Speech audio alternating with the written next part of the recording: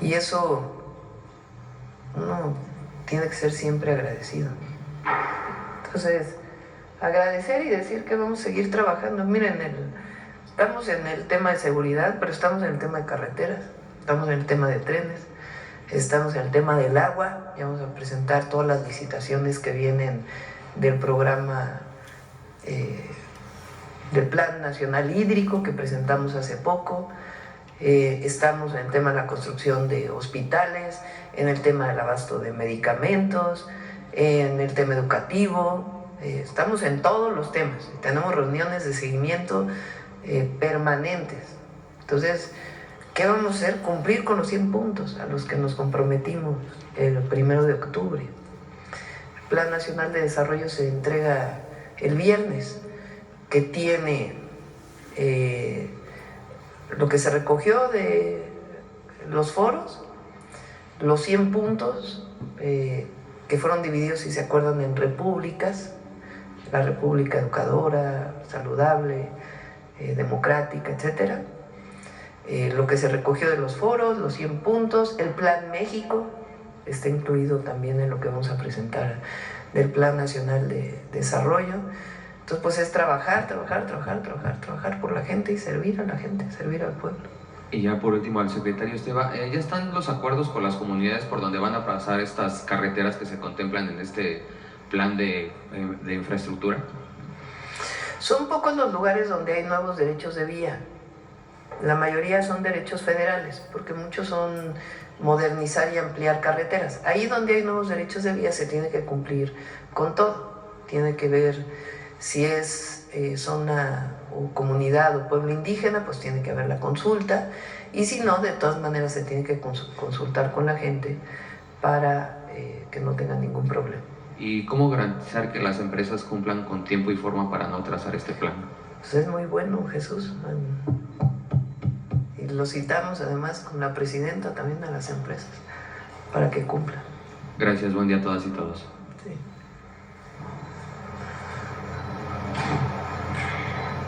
Buenos días, Presidenta. Soy Tania Damián de Portal de Noticias Ángulo 7.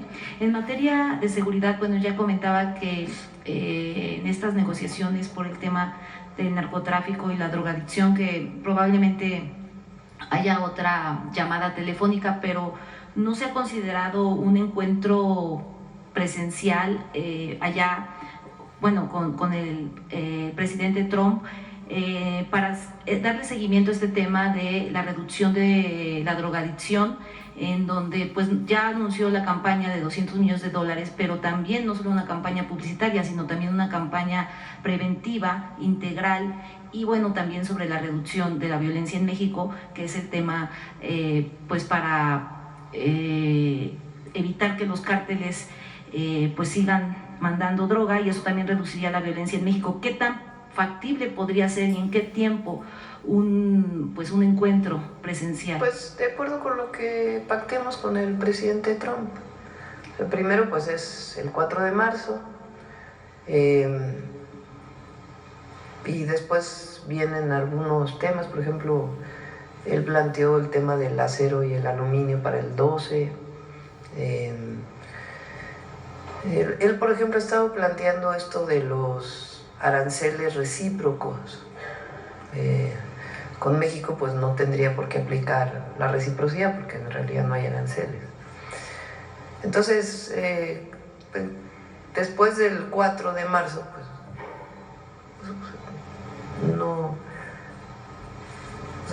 no cierro la puerta, al contrario, de que pudiera haber una reunión. Sí. Pero pues tiene que haber un acuerdo, ¿no?, entre los dos gobiernos.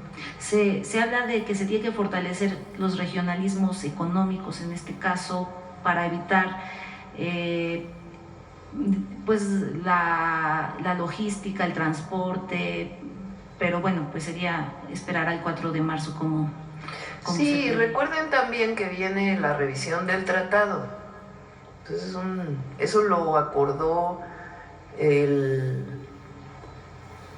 Poder Legislativo de Estados Unidos y nuestro Poder Legislativo. Entonces eso es una ley, el tratado, y ahí está pactado que hay una revisión para 2026. y lo que muy probablemente ocurra pues es que se adelante toda esa revisión. Entonces ahí viene también pues mucho trabajo entre ambos países y Canadá.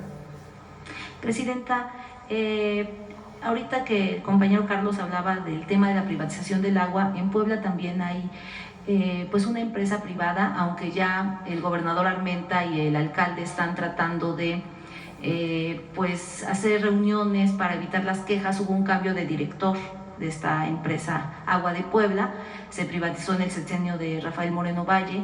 Están tratando de pues evitar que haya más quejas, porque sí había muchas quejas. Todavía no se inicia el litigio, pero ¿qué llamado haría pues para, no sé si en una primera instancia sí cumpla la empresa con sus obligaciones de ofrecer agua, o cuál sería su postura al respecto de esta empresa Agua de Puebla en la capital poblana? Todo tiene que ser en el marco de la ley, evidentemente, pero yo no estoy de acuerdo en la privatización del agua, no estoy de acuerdo.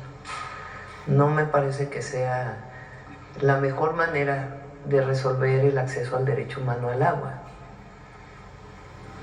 Gracias. ¿Y irá a Puebla en este 163 aniversario de la batalla del 5 de mayo? Es probable que sí, sí. Todavía no decide, digamos, si va... No, traemos la agenda hasta la próxima semana. Okay. ¿Cuál es la agenda? Vamos a Guanajuato este fin de semana. El viernes vamos a hacer algo único, histórico, nuevo. Se cumplen 500 años del asesinato de Cuauhtémoc, del Tlatuani, del último Tlatuani. Y vamos a hacer un evento en el Zócalo de la ciudad. Entonces en la mañana del viernes 28 de febrero vamos a hacer eso. Después voy a recibir a los padres y madres de Ayotzinapa, y ya terminando estas reuniones nos iríamos, si no el viernes, sí, probablemente el viernes en la tarde a Guanajuato, y vamos a estar ahí sábado y domingo. Vamos a inaugurar una planta de ciclo combinado en Salamanca, muy importante, y algunas otras actividades en Guanajuato. Y Presidenta, solo sobre el tema que ayer la Secretaría de Gobernación dio a conocer sobre el desarme por la paz, dijo que ya van más de 620 armas. ¿En qué estados son donde se han entregado más armas? Puebla, ¿en qué lugar estaría? No sé si tenga como resultado. Si gustan que nos dé la lista, Rosa Isela, y además hay algo muy bueno. Todo esto tiene que ser supervisado por la Secretaría de la Defensa Nacional, que es quien tiene la atribución tanto para autorizar un armamento como para su destrucción. Ellos son los únicos que pueden destruirlo. Entonces, el programa depende mucho de los equipos que tienen para la destrucción de armamento. Pero hay estados que han asumido también el programa. Por ejemplo, hoy estuvo en la reunión del Gabinete de Seguridad el equipo de seguridad del estado de Morelos, que por cierto están haciendo un buen trabajo. Y ellos también la gobernadora Margarita ya también asumió el programa, entonces lo está llevando a distintos lugares y depende, repito, de los equipos que tenga Sedena para destrucción. Entonces este es parte de lo que está haciendo el gobierno federal, y le preguntamos a Rosa Isela para que nos dé los números. Donde más se ha recibido fue en la Basílica de Guadalupe. Y solo quisiera saber de esta carretera intermixteca, que ya inició su manifestación de impacto ambiental, que va a cruzar varios municipios de la Mixteca, válgase la redundancia, en Puebla. ¿Cuándo se estaría programando su inicio de esta carretera intermixteca? Una parte la va a hacer el Estado, la va a hacer el gobernador Armenta, y otra parte la vamos a hacer nosotros. Este año, pues decía que lo que presentamos ahora tiene también algunos otros temas que no están incluidos aquí. Este año entramos a la Mixteca oaxaqueña, como se mostró, y después apoyaríamos a Puebla en la Mixteca poblana. Gracias. A ver, aquí en la esquina. Buenos días, Presidenta. Sobre el tema en un reporte de este año de la Secretaría de Infraestructura, Comunicaciones y Transportes, se informó que los estados con las peores carreteras son Oaxaca, Guerrero y el Estado de México, el centro-sur básicamente, debido a que en promedio más del 50% de su infraestructura carretera se encuentra en malas condiciones. ¿Va a haber alguna, ahora aprovechando que está presentando toda esta información, va a haber atención especial a estos estados, alguna coordinación con los gobernadores de estos estados, algunos programas? ¿Podría informarnos? ¿Por qué no explicas bien lo de los 20 trenes que se van a adquirir? No sé si traigas alguna foto de los equipos, del tipo de equipos que vamos a adquirir. Es una muy buena idea que tuvo Jesús. ¿Qué se hace normalmente para repavimentar o bachear una carretera? Se contrata, se hace una licitación y se contrata a una empresa privada, un contratista, una constructora, que bachee. Entonces ahora se va a seguir haciendo eso para los trabajos mayores, pero para muchos trabajos menores, lo que decidió Jesús fue comprar 20 equipos para que la propia SICT pueda hacer los trabajos con los trabajadores de la SICT y adquiriendo solamente la mezcla, que también hay varias ideas. Jesús, entre sus múltiples virtudes, es experto en pavimentos. Entonces eso va a permitir que podamos hacerlo más rápido, que no sea el tiempo de que pues la licitación y que llegue el recurso, y que sino sencillamente adquieres la mezcla y ya los equipos están listos para pavimentar. Eso nos va a dar una capacidad de bacheo y repavimentación muy grande. Pues el bachetón continúa, pero con los trabajos de administración. No sé, platícales más, Jesús.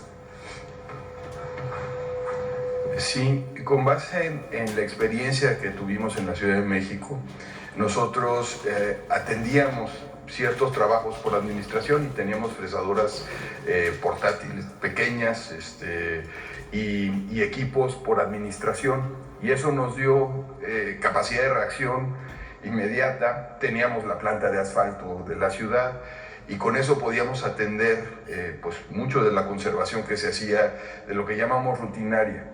Acá lo que visualizamos es que podemos hacer trabajos por administración. Hace muchos años la Secretaría los hacía.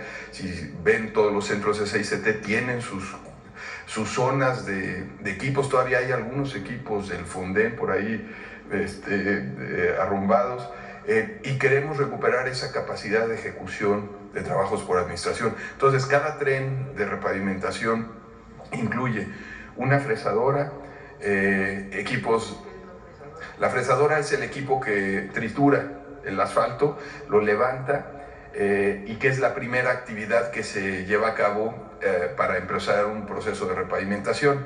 Obviamente se hacen estudios de cuánto se requiere, si las capas inferiores todavía tienen capacidad o si hay que reforzar esas capas inferiores metiendo más espesor de asfalto, en fin, hacemos esos estudios, pero en su momento normalmente el tratamiento es levantar la capa de asfalto, triturándola con estos equipos que se llaman fresadoras.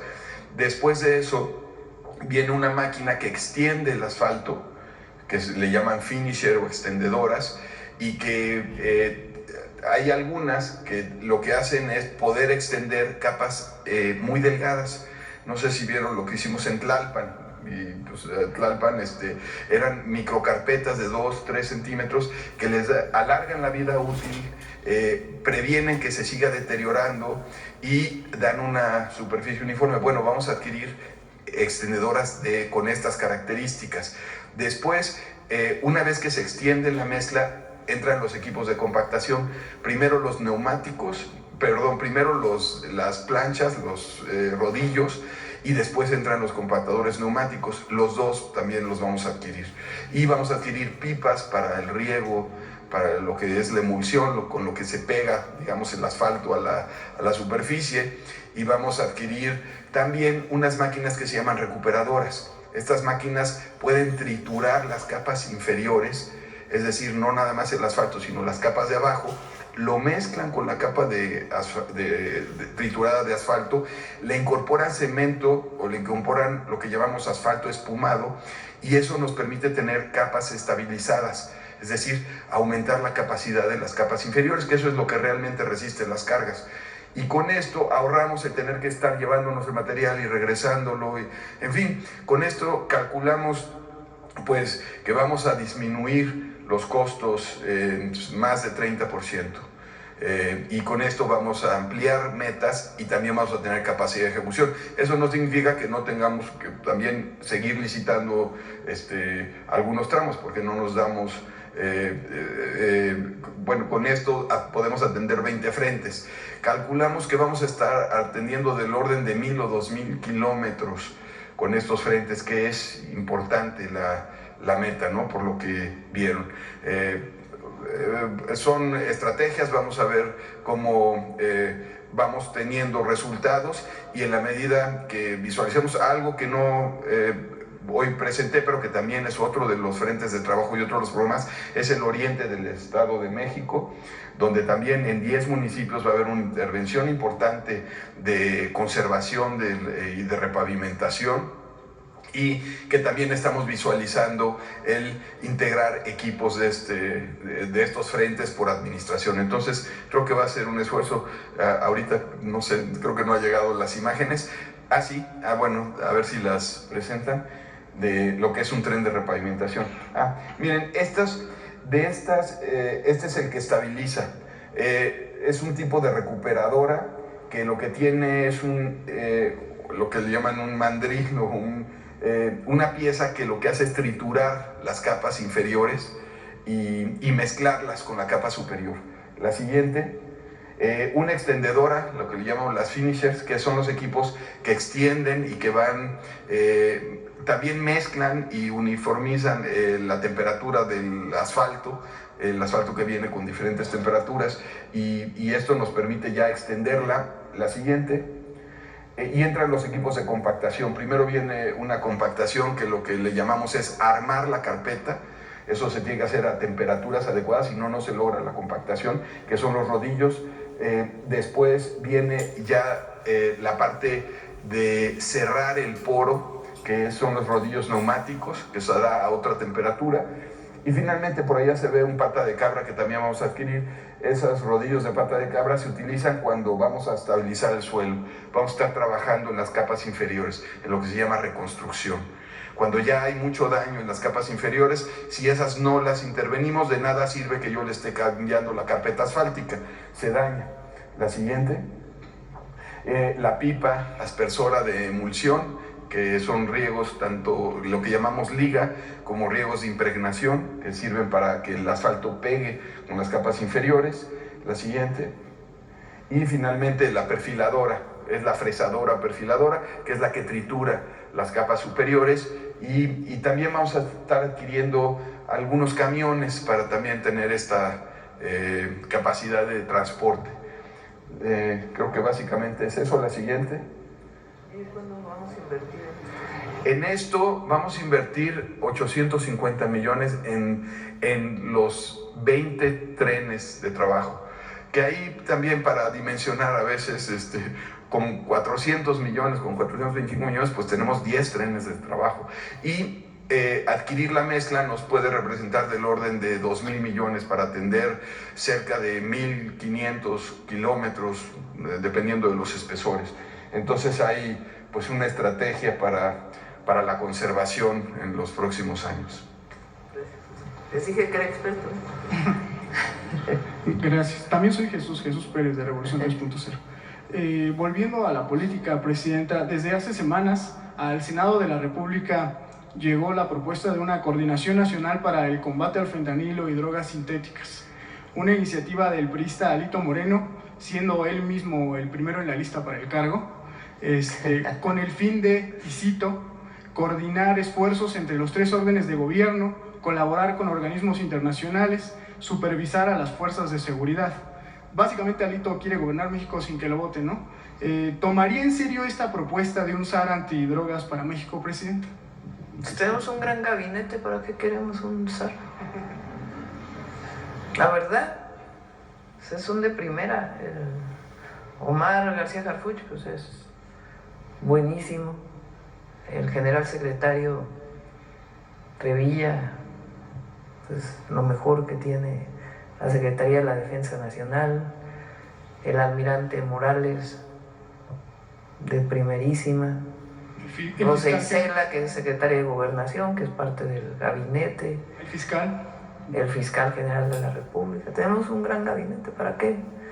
¿Para qué queremos un SAR si tenemos un gabinete? ¿Eh? Sí, bueno, a ver quién lo recibe, no sé.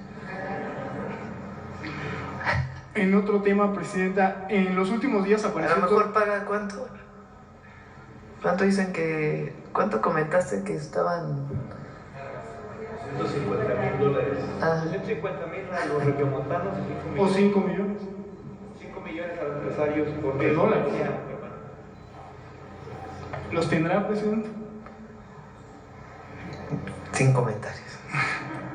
En los últimos días, Presidenta, apareció todo un álbum de fotografías de Juan Pablo Penilla y Sergio Ramírez, abogados en México, de Ismael El Mayo Zambada, con la plana mayor de Morena, incluyéndola a usted, Presidenta. Entre otras voces, el dirigente nacional del PAN, Jorge Romero, concluyó a partir de estas imágenes que debería aplicarse cadena perpetua a funcionarios coludidos con el narco. Nunca en su alocución menciona a García Luna. Y también asegura que la 4T reza para que el Mayo no hable en Estados Unidos de sus vínculos, en particular de una supuesta relación entre el cártel de Sinaloa y el expresidente Andrés Manuel López Obrador. ¿Qué responde a estos ataques de la oposición, Presidente? Pues lo que dije, nosotros no establecemos... En mi caso, por ejemplo, me he tomado, no sé, decenas de miles de fotografías. Y la verdad es que uno no pregunta quién eres, quién no eres. Pues vas caminando, vas a una reunión, alguien se acerca, se toma una foto, te tomas la fotografía. Pero eso no quiere decir que haya una relación con el personaje, con la persona esta, o las personas estas. Y repito, nosotros somos muy claros en eso. No establecemos ninguna relación de contubernio con nadie. Con nadie. Con nadie. Y si estas personas tienen algo con la ley, pues tienen algo con la ley. Nosotros no protegemos a nadie. Absolutamente a nadie. Lo que queremos es que las cosas se hagan en el marco de la ley. Y fortalecemos las instituciones para que podamos trabajar. Y estamos diario en eso. Pero no establecemos relaciones ni de complicidad ni de contubernio con absolutamente nadie. Entonces, en efecto, pues ellos tienen mucha cola que les pisa. Gracias, Presidente.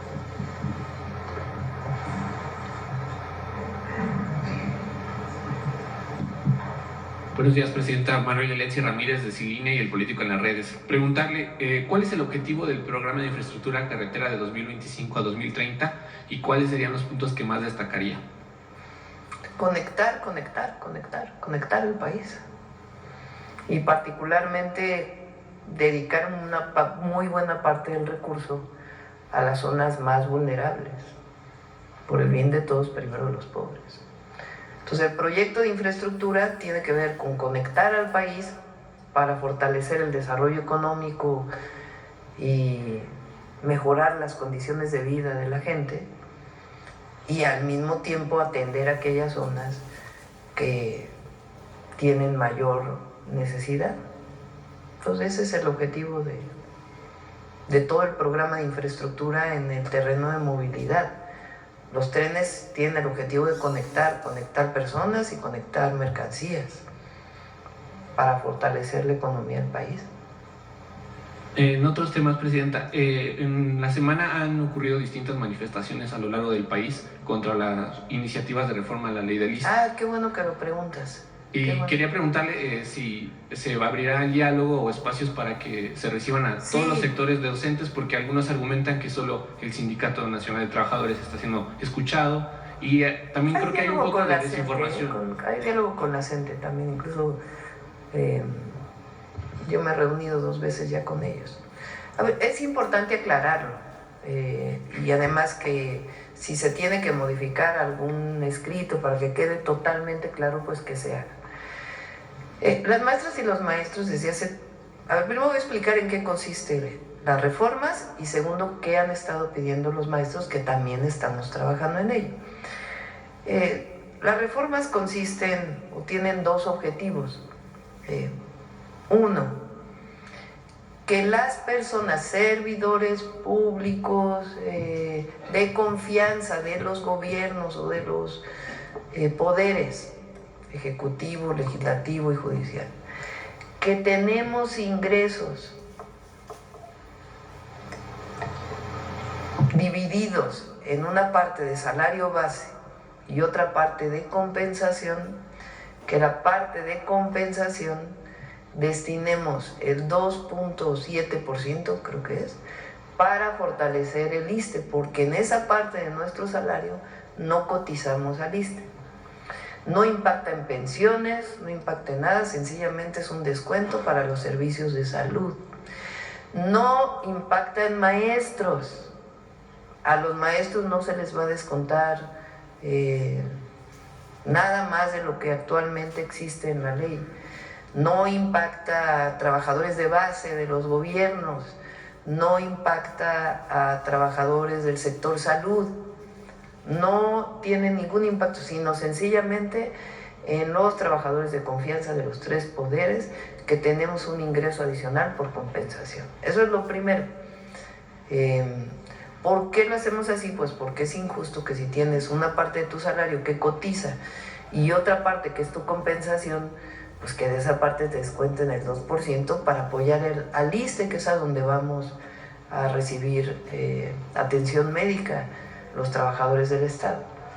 Esa es una. Y repito, no impacta a maestros, no impacta a trabajadores de la salud, no. La otra es que en el caso del FOBISSSTE se disminuyan deudas. Puede haber quitas de intereses y de otras cosas que se cobran para que la gente que tiene una deuda con el FOBISSSTE pues disminuya su deuda y pague ya su casa y pueda recibir su apoyo. La otra es que el FOBISSSTE ya no solamente de crédito, sino que también pueda construir. Esas son las reformas que están planteadas. No afectan ni a maestros, ni a trabajadores del sector salud, ni a los afiliados al ISSSTE, que son trabajadores de base. Ahora, ¿qué han estado pidiendo los maestros, además, para la reforma a la ley del ISSSTE? Que se ayuden las pensiones, porque hubo un régimen de pensiones que cambió, que para aquellos que se jubilaron hasta antes de la última reforma que hizo el presidente, pues están recibiendo pensiones muy bajas. Entonces, lo que piden es que se aumenten esas pensiones. Eso pues tiene un impacto presupuestal. Entonces nosotros tenemos que revisar muy a fondo, porque para cambiar la ley pues necesitamos saber qué puede dar el presupuesto de egresos de la Federación para apoyar a los maestros, porque estamos de acuerdo que tiene que haber mejores pensiones, pero hay que ser responsables en términos del manejo del presupuesto. No quiere decir que si ahora se aprueba esta ley del ISSSTE, ya no puede haber una segunda modificación, al contrario, hay mesas de trabajo para poder mejorar las pensiones. La otra solicitud que han estado haciendo es que se reduzcan los años de jubilación, que también se está revisando en las mesas de trabajo. No se dice, no, eso no, sino sencillamente avanzamos en una parte para mejorar los servicios del ISSSTE y resolver el tema del FOBISSSTE, y luego puede venir la siguiente reforma, ya que hagamos un buen estudio y trabajemos con ellos en las mesas de trabajo. Ese es el tema, y no se afecta en lo más mínimo a maestros, repito, ni a trabajadores de base. En este sentido, ¿habría desde el gobierno federal mesas de diálogo para aclarar todas estas dudas? Sí, tiene que haberlo para que no haya un malentendido que pueda llevar a una movilización que en realidad pues no, a lo mejor hay mala información o no está perfectamente bien redactada la ley para que se entienda esto. Entonces hay que fortalecerlo y explicar. Sí, de hecho también piden la derogación de la ley del ISSSTE de 2017. Ese es el tema como de las pensiones. Que por fin se elimine la reforma, la mal llamada reforma educativa, en lo que queden los remanentes, porque incluso habían llegado a acuerdos con el expresidente. Pero ese no es la ley del ISSSTE, esa tiene que ver con la... Sí, en el caso del ISSSTE, repito, tiene que seguir habiendo mesas de trabajo para el tema de las pensiones y para el tema de la reducción el tiempo de trabajo para poder acceder a la jubilación. Eso sigue habiendo y tenemos que revisarlo para que no... para revisar muy bien los recursos, para que no se ofrezca algo que después no se pueda cumplir. Entonces, esas mesas de trabajo siguen. En el caso de la reforma educativa, cosas que quedaron pendientes son, y que yo me comprometí en los 100 puntos, la desaparición del UCICAM y un esquema distinto, diferente, de evaluación de los propios profesores, en donde participen los propios profesores. Entonces, en esas mesas de trabajo también se está con el CENTE y con la CENTE. De hecho, se van a abrir algunas mesas de trabajo con el Congreso para iniciar ese proceso de discusión de manera abierta, ya no solamente con las dirigencias sindicales, sino que también pues participen las maestras y los maestros que quieran participar. Ok, presidente. En otro tema, a un mes de que Donald Trump tomó posesión, ¿cuál sería el balance que usted realiza, dado que antes de que entrara, incluso en campaña se decía que probablemente iba a haber una crisis bilateral, e incluso hay datos que arrojan totalmente lo contrario? Por ejemplo, durante 2024, México registró una inversión extranjera directa por 33.832 millones de dólares, el mayor monto desde 1999. Sí, sale ahí, creo que en El Economista, voy a anunciar. Esto en suma con que el presidente Trump deportó a 37.660 personas, un número menor incluso comparado con el último mes del expresidente Joe Biden. ¿Cuál sería el balance que usted haría a este mes? Pues yo resaltaría, porque a nosotros lo que nos importa pues es México y la relación bilateral que tenemos con Estados Unidos y obviamente el tratado comercial Canadá, México, Estados Unidos y los mexicanos que viven allá, su protección y su defensa. Entonces, lo que destaco es que ha habido diálogo, que sigue habiendo diálogo. Entonces, eso es muy importante. Más allá de otras evaluaciones, yo no entraría a ese tema. Yo digo que hay que rescatar las 3 llamadas que he tenido con el presidente Trump. Hemos salido con acuerdos y eso es bueno, y esperamos pues que en esta ocasión no sea diferente, que podamos salir con acuerdo y que hay diálogo permanente.